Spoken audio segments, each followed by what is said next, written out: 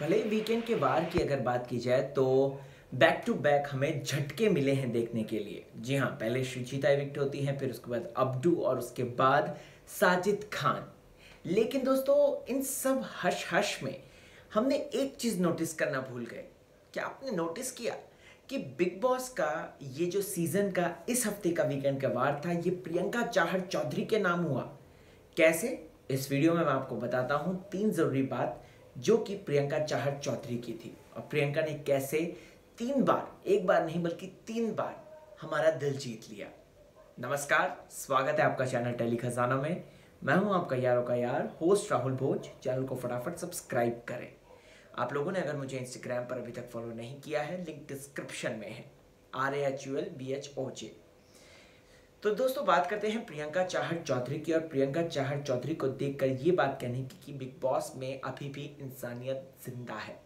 अभी भी big boss में जो है, लोग जब रोते हैं तो दूसरे लोग उसका मजाक नहीं बनाते हैं, बल्कि उसे सहानुभूति देते हैं, उसे प्रेरणा देते हैं, उसे कहीं ना कहीं उन पर्टिकुलर लोगों को वो जो है मॉरल सपोर्ट देते हैं, जो कि करती है प्रियंका चाहर चौधरी।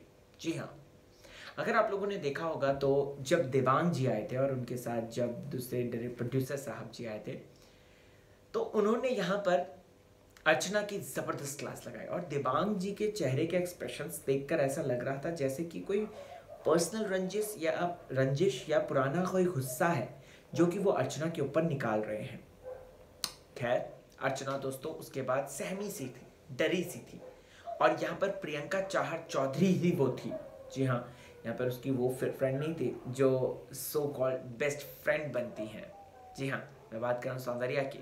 सौंदर्या नहीं थी समझाने के लिए, बल्कि सौंदर्या तो रात को और लड़ाई कर रही थी उससे कि मुझे सो जाओ, मुझे सोने दो। वहीं प्रियंका चाहर चौधरी उसके बगल में बैठ के, मतलब प्रियंका के लिए n नंबर ऑफ टाइम्स उसने बहुत गंदी गंदी बातें बोली हैं। तेरी शक्ल नहीं है, तू बुढ़ी है, तू ये है, तू वो है, और तू ऐसे घर में अगर तू जाएगी तो तेरा क्या होगा। ये तमाम बातें सुनी हमने, लेकिन कभी भी जब ज़रूरत पड़ती है अर्चना को, प्रियंका चाहर चौधरी हमेशा उसके लिए खड़ी रहती है। तो पहली बात तो हमने ये देखी कि प्रियंका में इंसानियत जिंदा है। दूसरा, अब्दू का इविक्शन होता है, प्रियंका रोती है, लेकिन वो रोने के साथ साथ शिव को भी संभालती है। दोस्तों, क्या शिव संभालने आए थे प्रियंका को जब अंकित आउट हुआ था? ना, बल्कि ये लोग तो मजाक उड़ा रहे थे। अगर आपको याद होगा तो इन लोगों ने तो ये कसम खाई थी। तो शिव कितना गलत गया था, कितना सही, ये तो आप लोगों को पता ही है। लेकिन इन लोगों ने मिलकर प्लानिंग करी थी अंकित को आउट करने की।